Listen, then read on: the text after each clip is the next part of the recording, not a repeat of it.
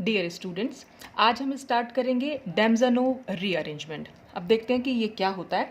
देखिए, इसमें जो सबस्ट्रेट लिया जाता है वो होता है प्राइमरी एमीन, और इसमें प्राइमरी एमीन का डाई एजोटाइजेशन कराया जाता है, और उस डाई एजोटाइजेशन के बाद कुछ रीअरेंजमेंट होता है, और उस रीअरेंजमेंट के बाद जो है वो अल्कोहल्स फॉर्म होते हैं, यानी कि प्राइमरी एमीन से इसमें अल्कोहल्स फॉर्म होते हैं। अब ये जो डाई एजोटाइजेशन है ये कैसे होता है ये तो हम अभी आगे पढ़ेंगे। तो डाई एजोटाइजेशन के बारे में आपको पता भी होगा कि इससे डाइजोनियम सॉल्ट्स बनते हैं। और रिएक्शन जो होती है, देखिए अगर कभी भी ऐसा हो कि आपके पास ये सबस्ट्रेट में एमीन हो और यहाँ पर HNO2, और टेम्परेचर पर ज़रूर ध्यान दीजिएगा, 0 to 5 डिग्री सेंटीग्रेड टेम्परेचर अगर दिया हुआ है तो इसका मतलब वहाँ पर डाई एजोटाइजेशन रिएक्शन होने वाली है।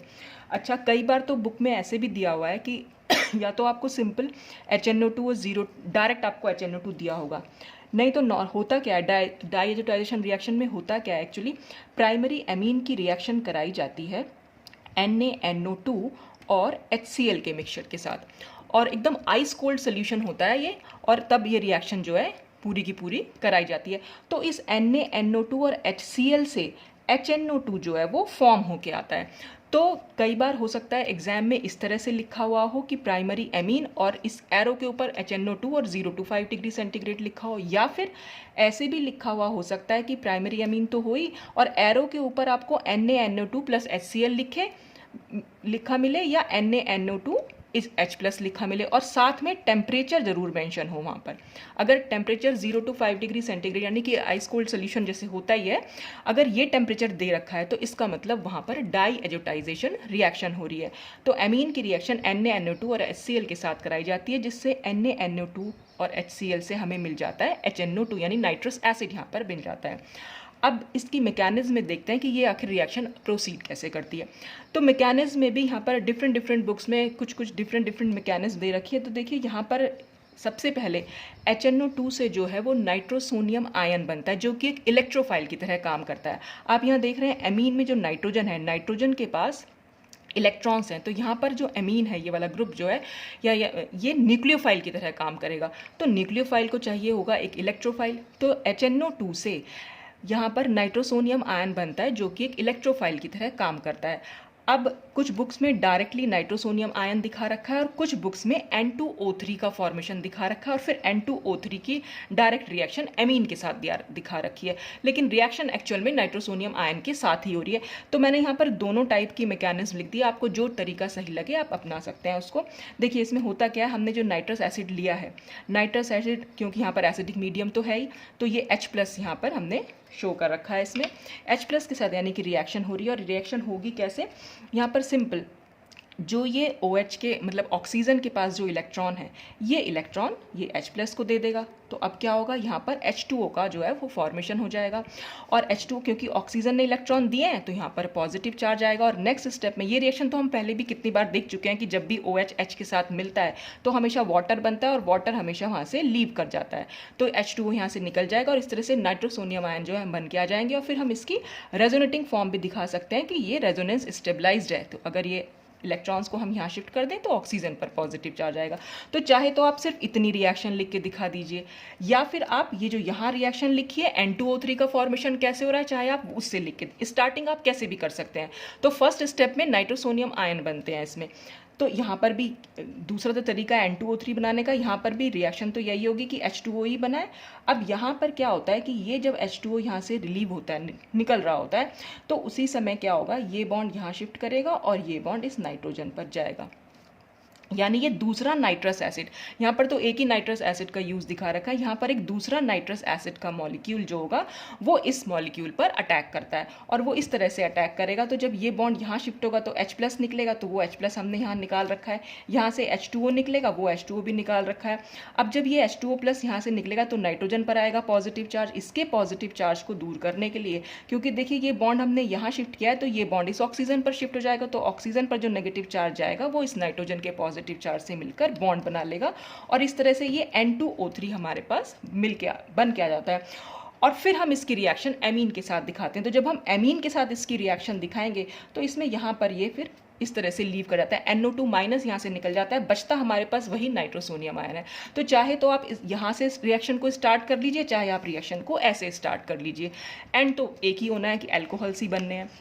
तो अब नेक्स्ट स्टेप में क्या होगा, नेक्स्ट स्टेप में होता है डाईएजोटाइजेशन। अब डाईएजोटाइजेशन के लिए क्या किया गया है, देखिए यहाँ पर जो एमीन थी वो लिया, और ये नाइट्रोसोनियम आयन जो कि हमें HNO2 से मिला था वो हमने ले लिया, ठीक है। तो अब क्या होगा, ये ऑक्सीजन पर तो क्योंकि पॉजिटिव चार्ज है तो ये बॉन्ड यहाँ शिफ्ट होगा, ये हमने इसकी रेजोनेटिंग फॉर्म बना रखी थी, तो नाइट्रोजन जो है इस पर अटैक कर देगा जिस नाइट्रोजन पर पॉजिटिव चार्ज है। अब क्या हो जाएगा, क्योंकि इस नाइट्रोजन ने इलेक्ट्रॉन्स को दिया है तो इसलिए इस नाइट्रोजन पर तो आ जाएगा पॉजिटिव चार्ज, और इससे 2 H जुड़े हुए हैं, और इस नाइट्रोजन के बीच में एक बॉन्ड बन जाएगा और ये ट्रिपल बॉन्ड डबल बॉन्ड में चेंज हो जाएगा।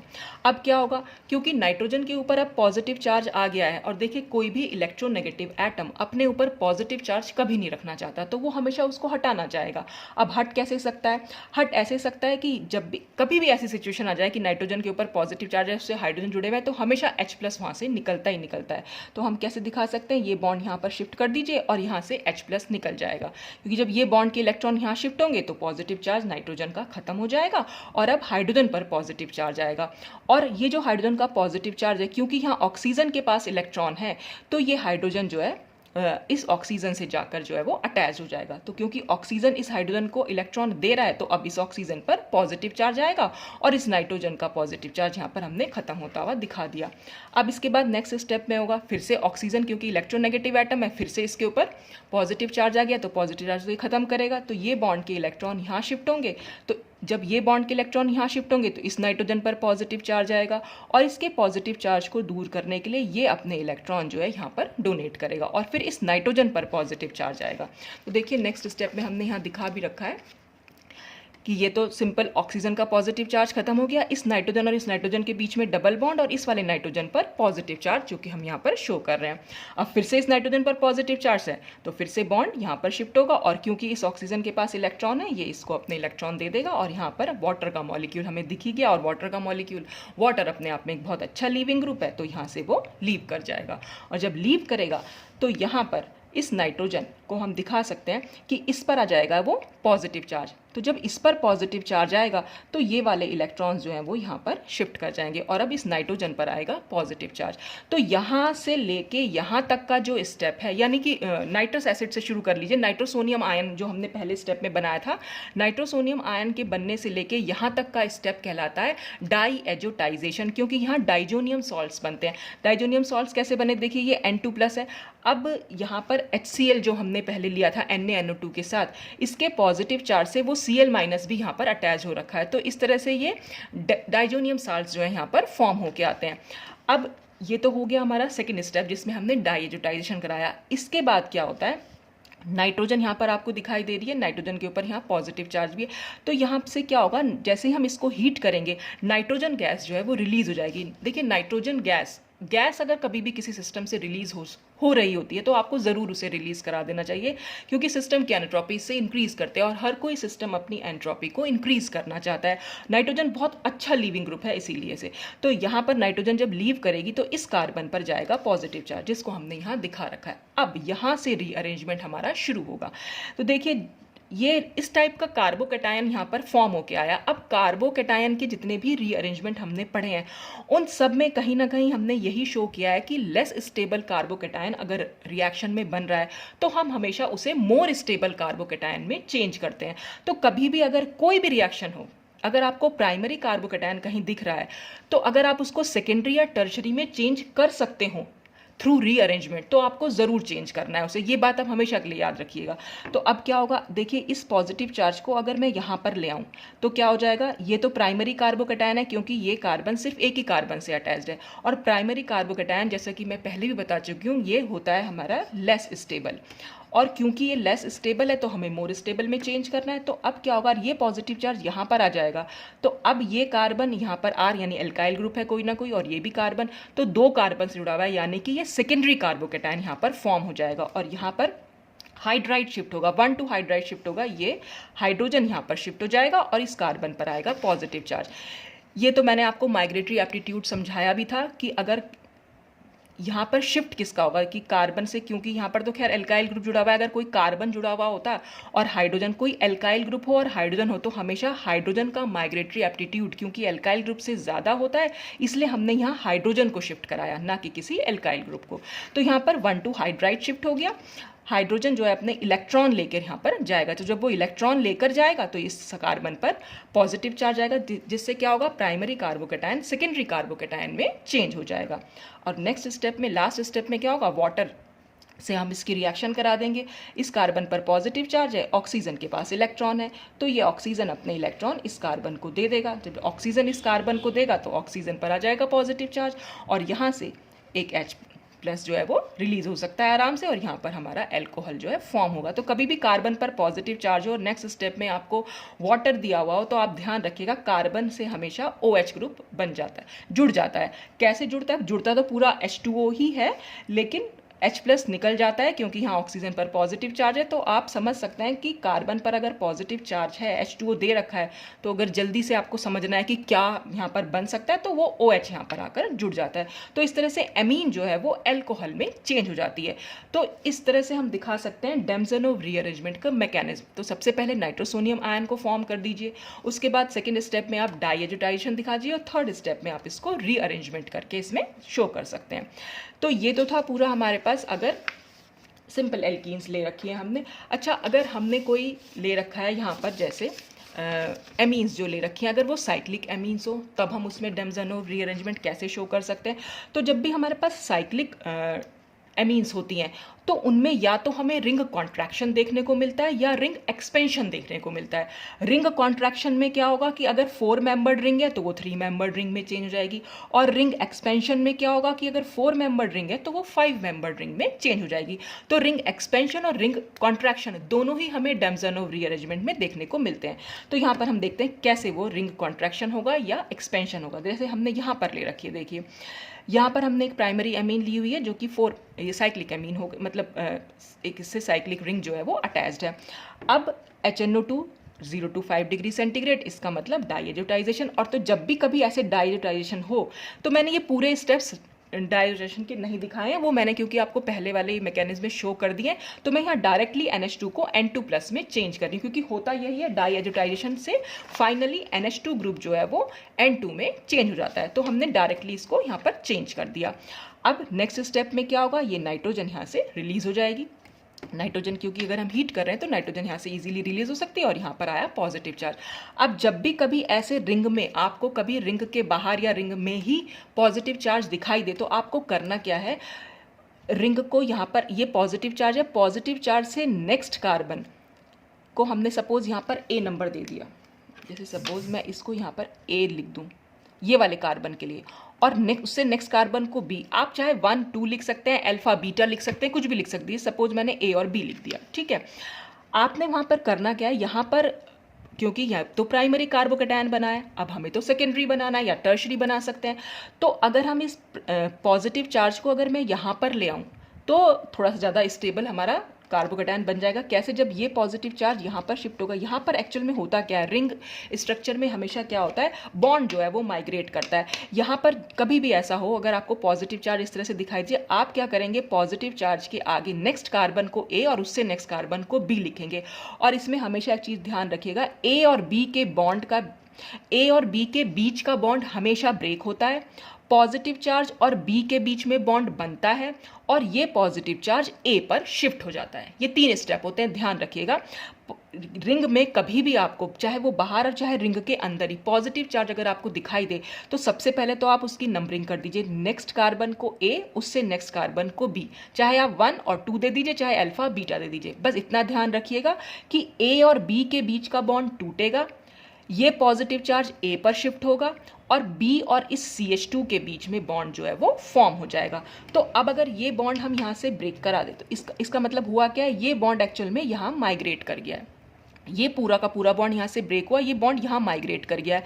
तो जब ये यहाँ माइग्रेट कर जाएगा, तो ये कितने मेंबर्ड रिंग बन जाएगी, देखिए ये 1, ये 2 क्योंकि अब इससे बॉन्ड इसका बन चुका है, 1 2 3 4 5, ये 5 मेंबर्ड रिंग जो है यहाँ पर बन के आई और ए पर आ गया पॉजिटिव चार्ज, यानी कि 5 मेंबर्ड रिंग पर एक पॉजिटिव चार्ज अब आ चुका है। तो आप एक 5 मेंबर्ड रिंग सिंपल बनाइए और उस पर क्योंकि एक पॉजिटिव चार्ज है तो आप कहीं पर भी लगा सकते हैं, क्योंकि यहाँ पर कोई और सब्स्टिट्यूएंट तो है ही नहीं, तो आपको कोई नंबरिंग करने की भी जरूरत नहीं, बस 5 मेंबर्ड रिंग पर आपने पॉजिटिव चार्ज लगा दिया और नेक्स्ट स्टेप में H2O से रिएक्शन होनी है। और अभी मैंने बताया था कार्बन पर अगर पॉजिटिव चार्ज है और नेक्स्ट स्टेप में H2O है तो हमेशा उससे आपको OH को जोड़ देना है।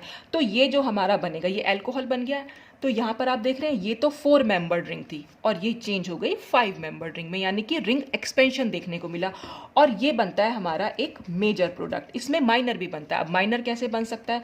माइनर के लिए क्या होता है कि यहीं पर रिएक्शन में H2O जो है इस पर अटैक कर देता है। अब रिएक्शन में अगर H2O अभी यहीं के यहीं अटैक कर देगा तो जिस समय ये नाइट्रोजन लीव करेगा उसी समय ये जो इलेक्ट्रॉन है ये इस कार्बन पर शिफ्ट हो जाते हैं, यानी ऑक्सीजन यानी जो वाटर का मॉलिक्यूल है इस कार्बन से अटैच हो जाता है। तो जब ऑक्सीजन का मॉलिक्यूल इस कार्बन से अटैच हो जाएगा नाइट्रोजन यहाँ से निकल जाएगी और जब ऑक्सीजन का मॉलिक्यूल मतलब वाटर का मॉलिक्यूल, सॉरी बार बार मैं ऑक्सीजन का मॉलिक्यूल कह रही हूँ, वाटर का मॉलिक्यूल जब अटैच होगा तो ऑक्सीजन पर फिर से पॉजिटिव चार्ज आएगा, H+ निकलेगा और यहाँ पर जुड़ जाएगा OH। तो जो हमारा प्रोडक्ट बन के आएगा, यानी हम उसको इस तरह से दिखा सकते हैं कि जो हमारा ये प्रोडक्ट बन के आएगा वो कुछ इस तरह से होगा, ये CH2 हो जाएगा और यहाँ से OH।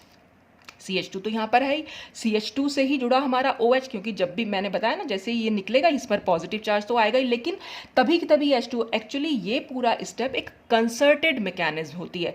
जिस समय N2+ निकल रहा होता है, यानी नाइट्रोजन जिस समय निकल रही होती है उसी समय वाटर का मॉलिक्यूल इस पर अटैक कर देता है। तो जैसे ही वो अटैक कर देगा तो हमारे पास ये जो बन के आएगा ये हमारा होता है माइनर प्रोडक्ट, क्योंकि इसमें 4 मेंबर्ड रिंग ही रही तो ये माइनर प्रोडक्ट बनता है। और ये हमारा बनता है जिसमें रिंग एक्सपैंड हुई वो हमारा बनता है मेजर प्रोडक्ट। अच्छा, अब नेक्स्ट स्टेप में हम देखेंगे रिंग कॉन्ट्रैक्शन कैसे होता है। तो यहाँ पर आप देख रहे हैं इस 4 मेंबर्ड रिंग से एक कार्बन था और फिर एक NH2 अटैच था। यहाँ पर इस 4 मेंबर्ड रिंग से डायरेक्टली NH2 अटैच्ड है।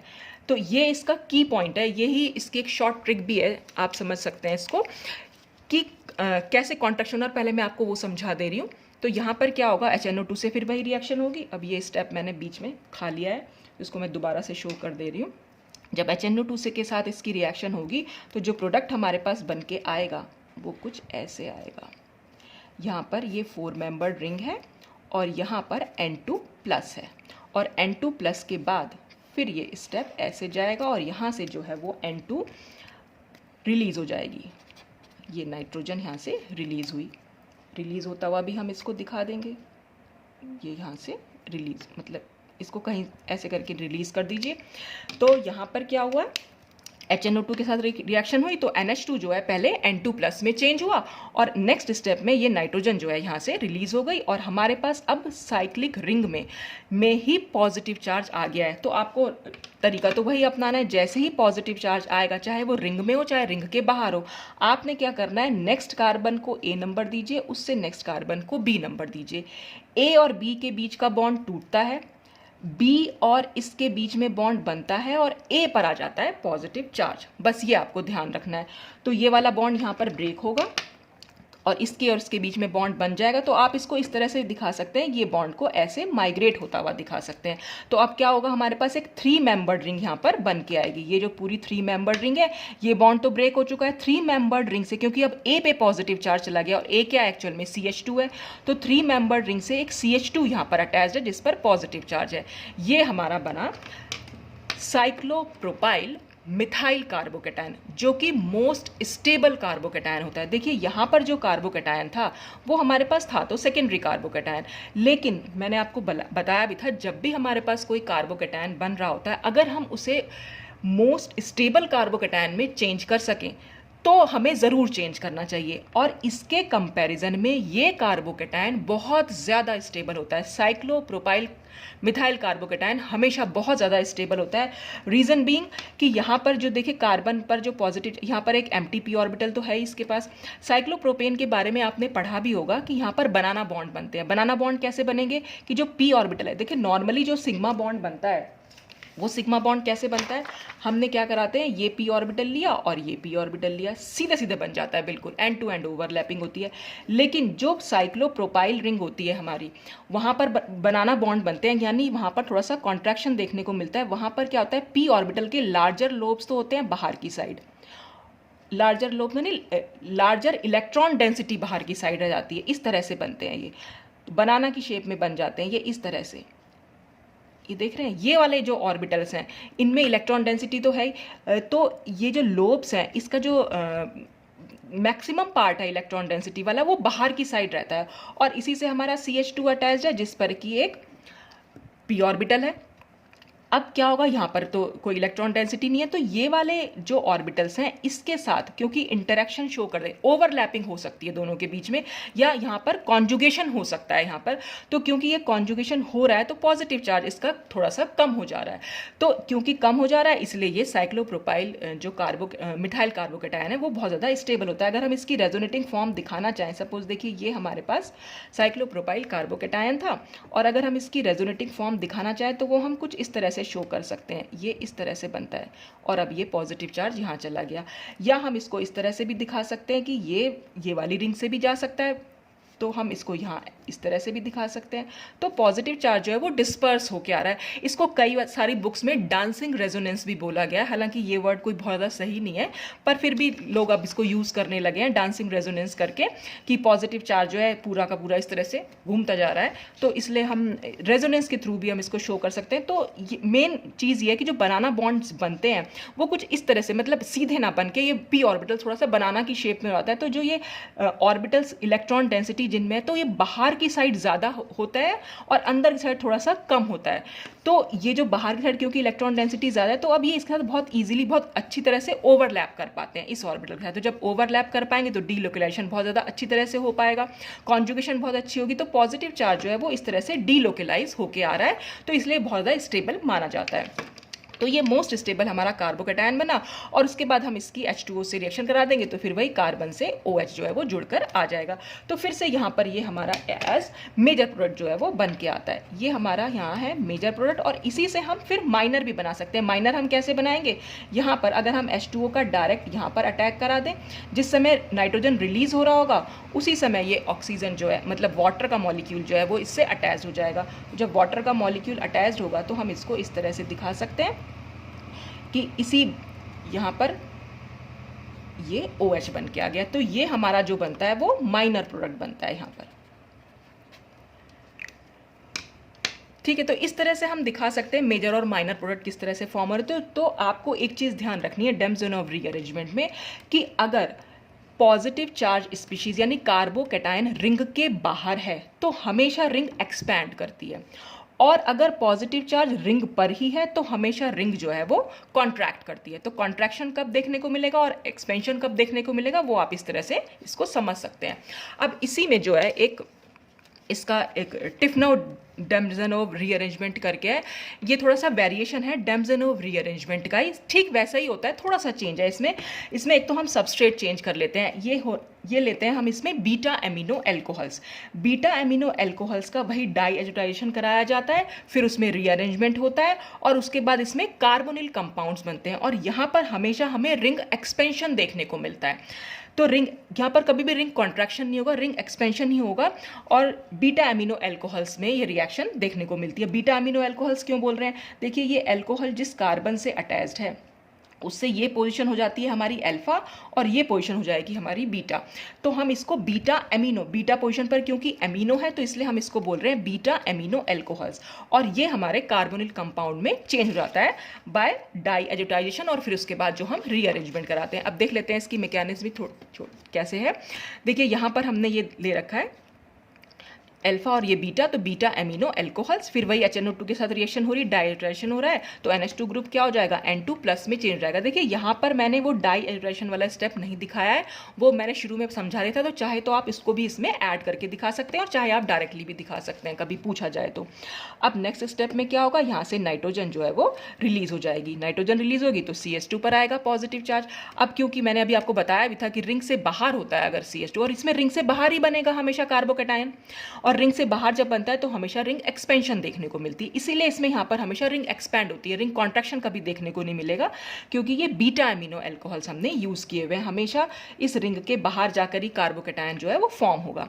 तो अब आपको फिर से वही करना है, यहाँ पर आपने इसको ए लिखा और यहाँ पर इसको बी लिख दिया, जो भी पॉजिटिव चार्ज आया उससे पहले, और ए और बी के बीच का बॉन्ड टूटेगा हमेशा, इस कार्बन और बी के बीच में बॉन्ड बनेगा और ए पर आ जाएगा पॉजिटिव चार्ज। तो हम इसको इस तरह से दिखा सकते हैं कि ये बॉन्ड यहाँ पर शिफ्ट कर गया। तो देखिए जब ये बॉन्ड यहाँ पर शिफ्ट कर जाएगा तो यहाँ पर क्या कितने मेंबर्ड रिंग बनेगी, 6 मेंबर तो ये है ही, 7 मेंबर रिंग हो जाएगी।